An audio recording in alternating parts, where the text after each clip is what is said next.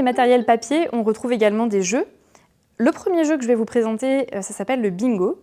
C'est un jeu avec des syllabes qui se décline donc sur des grilles comme celle-ci. Donc vous voyez, chaque enfant peut avoir une grille différente.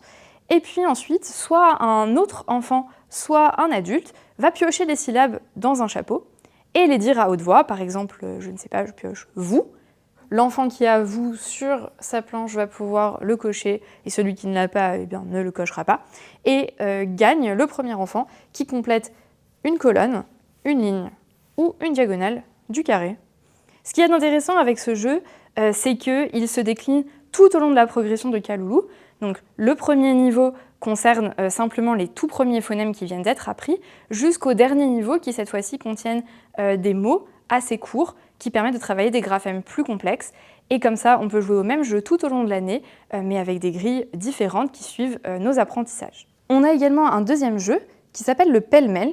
Cette fois-ci, ça se joue avec un plateau qui est en format A3 qui se met au milieu de la table et des petites cartes sur lesquelles figurent des mots.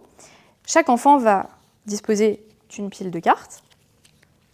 Lorsqu'on dit top, chacun va retourner la première carte de sa pile.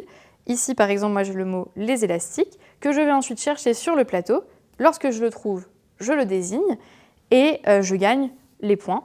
Et le jeu se termine lorsque chaque enfant a terminé sa pile de cartes. Pour que les enfants puissent jouer en autonomie à ce jeu, ce qui nous semblait très important, nous avons également conçu un petit abécédaire.